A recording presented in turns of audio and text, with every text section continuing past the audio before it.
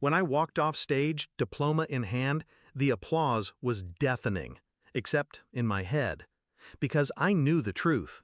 Not a single familiar face had been in that crowd. Not my husband, not my kids. They were all at my brother's barbecue, celebrating nothing, ignoring everything. And then my phone buzzed. 45 missed calls. One message from my husband. "We need to talk, urgently." I didn't open it. I just stood there, in my cap and gown, letting the weight of 4 years of sacrifice settle in my chest. They hadn't forgotten. They had chosen. I met Daniel when I was 24. He used to tell me I was the smartest woman he'd ever met. Back then, I believed it was admiration. Now I know it was measurement. He was always calculating what I could give, how far he could push, what I would tolerate. We built a life together. Kids, mortgage, holidays with his side of the family because mine was too much drama. I thought compromise was love. The change was gradual. Missed dinners, excuses that didn't need to be good because I never challenged them. He started making decisions without me, about the house, the kids, the money. When I questioned him, he'd tilt his head and say, "You're overthinking again." But the day I got my acceptance letter to law school, he smiled, and then reminded me that it would be hard on the kids if I was gone so much. I went anyway. 3 weeks ago, I overheard my daughter on the phone. She said, "Dad said we shouldn't waste a Saturday sitting in a hot auditorium when Uncle Mike's grilling." That was it.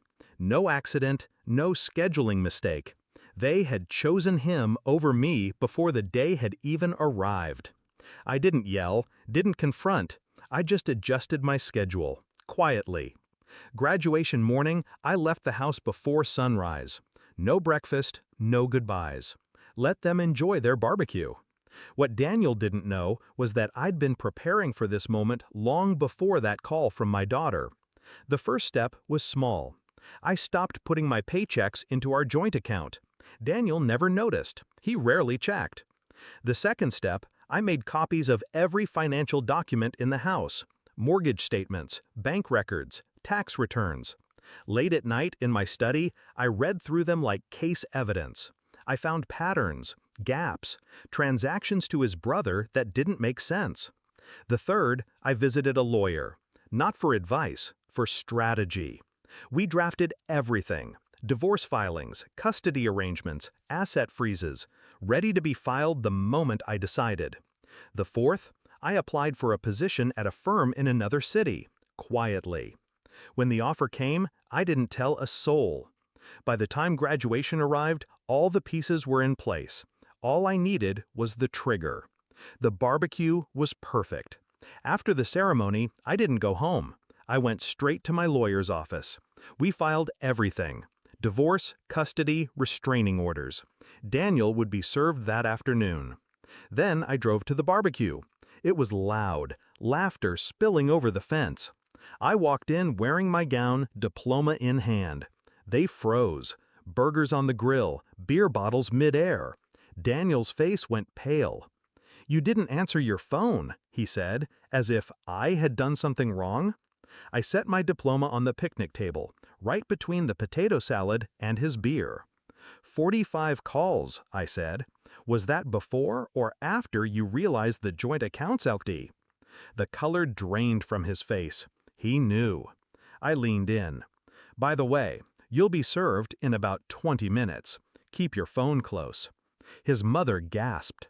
My brother looked at the ground. The kids, my kids, stood frozen, wide-eyed. I didn't look at them yet. Not until I was ready. Daniel tried to play it cool. "This isn't the place for—" I cut him off.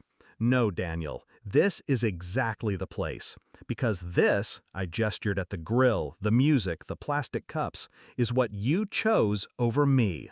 And now everyone gets to watch you lose." It was quiet, except for the hiss of the grill. Then his phone buzzed. He glanced at it. I saw the moment he read the notification from my lawyer. His hand trembled. "You can't."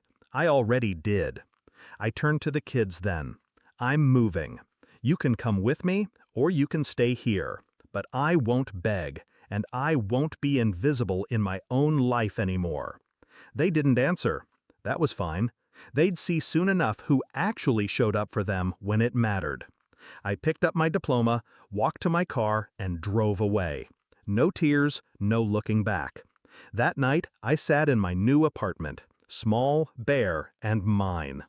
My phone lit up with more missed calls. Daniel, his mother, my brother. I blocked them all. The only message I kept was the first one he sent. We need to talk, urgently. It's still unread. Because we don't. Justice isn't loud. It's quiet.